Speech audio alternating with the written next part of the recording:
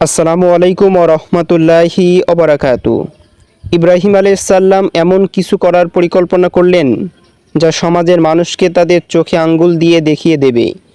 শহরের সবাই যখন চলে গেল উৎসবে, ইব্রাহিম আলাইহিস সালাম গেলেন মন্দিরে। সেখানে তার বাবার নিজ হাতে তৈরি করা বহু মূর্তির অবস্থান। সেখানে গিয়ে তিনি দেখলেন নানা আকৃতির নানা ধরনের মূর্তি রাখা। সবার মাঝখানে রাখা ছিল সবচেয়ে বড় মূর্তিটি, যে কিনা ছিল তাদের প্রধান দেবতা। এরা যদি আসলেই মূর্তি না হয়ে দেবতা হয়ে থাকে, তাহলে তাদেরকে যদি আমি আক্রমণ করি, তারা নিশ্চয় নিজেদেরকে রক্ষা করতে পারবে। এই বলে ইব্রাহিম আলাইহিস সালাম বিরাট হাতুড়ি নিয়ে একে একে সব মূর্তি ভাঙতে শুরু করলেন। স্বাভাবিকভাবেই মূর্তিগুলো নিশ্চুপ, যার প্রাণ নেই তার প্রতিক্রিয়া থাকবে কি করে। একে একে সব মূর্তি ভেঙে তিনি প্রধান মূর্তিটির গলায় ঝুলিয়ে দিলেন হাতুড়িটি। একটি ঘর, চারপাশে শত শত মূর্তির ভাঙা টুকরো, মাঝখানে শুধু একটি প্রকাণ্ড মূর্তি, তার গলায় ঝুলছে একটি বিরাট হাতুড়ি। আর তার কিছু দূর সামনে দাঁড়িয়ে আছেন একজন যুবক, নাম তার ইব্রাহিম আলাইহিস সালাম।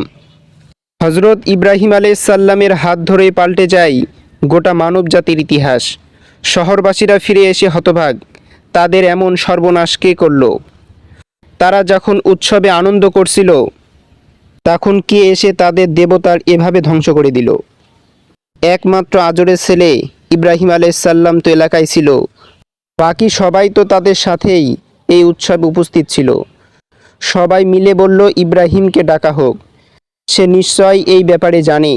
ইব্রাহিম আলাইহিস সালামকে সবার সামনে হাজির করা হলো এবং জিজ্ঞেস করা হলো এই ব্যাপারে কিছু জানে কিনা। ইব্রাহিম আলাইহিস সালাম বললেন, আমি কি করে জানব? তোমরা বরং তোমাদের বড় দেবতাটাকে জিজ্ঞেস করো। হাতুড়ি তো তার গলায় ঝুলছে। তার কথা শুনে শহরবাসীরা আরও রেগে গেল। এই মূর্তি কি করে বাকি মূর্তিদের ভাঙবে, যখন সে নিজে নড়তে পারে না, যখন তার কোনো প্রাণ নেই?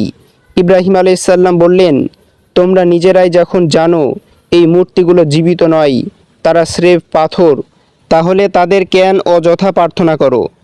ইব্রাহিম আলাইহিস সালামের এই প্রশ্নগুলো সমাজের মানুষদের এতটাই ভাবিয়ে তুলল যে তারা সংশয়ের মধ্যে পড়ে গেল।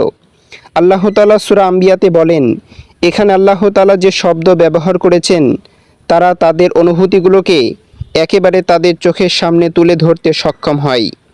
আল্লাহ তাআলা বলেন, তারা নিজেদের অন্তরের দিকে তাকালো, অর্থাৎ ইব্রাহিম আলাইহিস সালামের অত্যন্ত যুক্তিসঙ্গত কথা শুনে তারা আসলে গভীরভাবে ভাবতে শুরু করলো এবং এক পর্যায়ে তারা একে অপরকে দোষারোপ করা শুরু করলো।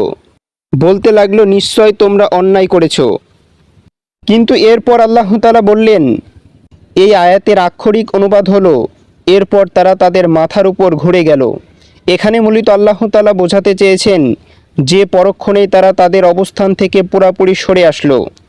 তারা তাদের প্রথা, তাদের সামাজিক স্ট্যাটাস, পূর্বপুরুষদের রীতিকে প্রাধান্য দিল, সত্যকে ঢেকে দিল এবং সবাই সম্মিলিতভাবে আওয়াজ তুলল, ইব্রাহিমকে জ্যান্ত পুড়িয়ে ফেলা হোক।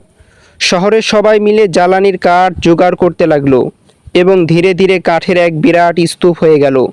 এরপর তারা সেখানে আগুন জ্বালালো এবং সেই আগুন এতই প্রকাণ্ড আকার ধারণ করলো যে তারা বুঝতেই পারছিল না যে ইব্রাহিম আলাইহিস সালাম সে আগুনে নিক্ষেপ করবে কিভাবে।